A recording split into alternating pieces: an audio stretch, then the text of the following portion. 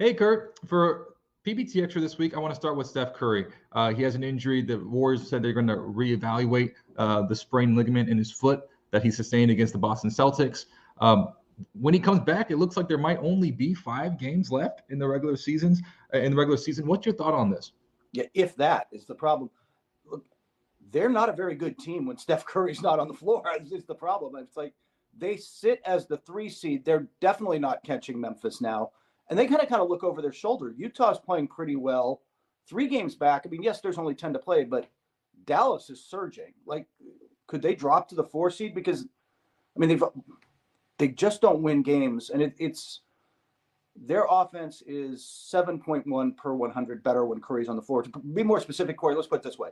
Curry's on the floor, they are a top 5 offense. When Curry sits, they are a bottom 5 offense. They drop that much. With him out, I mean, they scored 90 points against the Orlando Magic. What's left of the Orlando Magic? They're not going to score enough points. They've got to find a way to get some wins and hold on to this and hope that, I mean, I'll ask you, Corey, they get everybody back. And is their chemistry baked in enough from all those years that they can just kind of start rolling again? Or have they just not had enough time together? I think that a decade is a lot. I mean, you talk about muscle memory. That's a long time. So I think that part is fine. I think being able to peak at the playoffs is fine. We look at that Western Conference, you mentioned it, Dallas surging, Luka playing the way Luka does. This positioning, this angling going into playoffs to me is a little interesting, right? Like, where do you fall? Because it does make a huge difference. We know, number one, Phoenix looks like they got it locked up, right? But then beyond that, like, those matchups are going to be pretty fascinating. So, like you said, they sit at 3 right now, and they're looking at the Denver Nuggets with Jokic playing the way he is.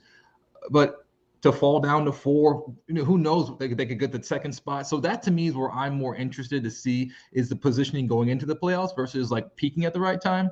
And I think you hit it right on the head. When you think about anyone who's missing from that team, and we've seen every iteration. We've seen no Clay. We've seen no Draymond.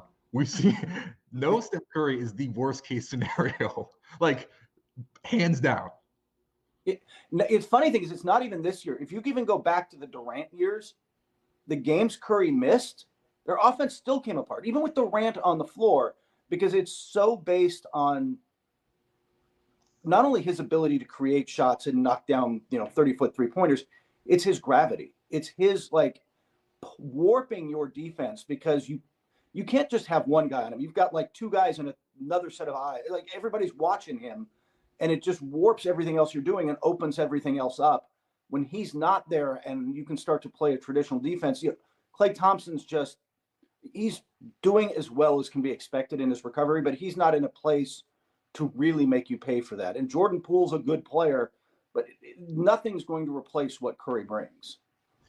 And that's like what we saw without Embiid and Harden in Philadelphia. Tyrese Maxey said, "I got you." They beat the Heat, right? If you can have that level of step up from a guy like Jordan Poole or whoever else on that team, Wiggins, who can just hold it together. They don't need to be, I'm not saying they need to be excellent. Let's be realistic here. Let's be pragmatic. You don't have to play the best basketball of this next 2-week stretch, but you need to be good enough because, like I said, that Western Conference is dangerous. It's dangerous. And like any given day, any of those teams can beat you.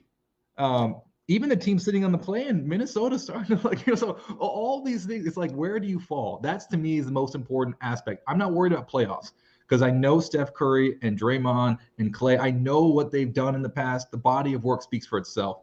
But this last little stretch here, sans Steph, to me, is going to be, how hard do you want to make this road? In short, right? Like, let's not make it too hard. And the elite teams, I mean, Chris Paul's been out. They're 10-4 without him. The Grizzlies are 14-2, I think, now this season without Ja Morant. Like, best teams find a way. And you mentioned the Sixers with Embiid and Harden sit and Maxey finds a way. The best teams still find a way to win games, and the Warriors have to prove they can be that.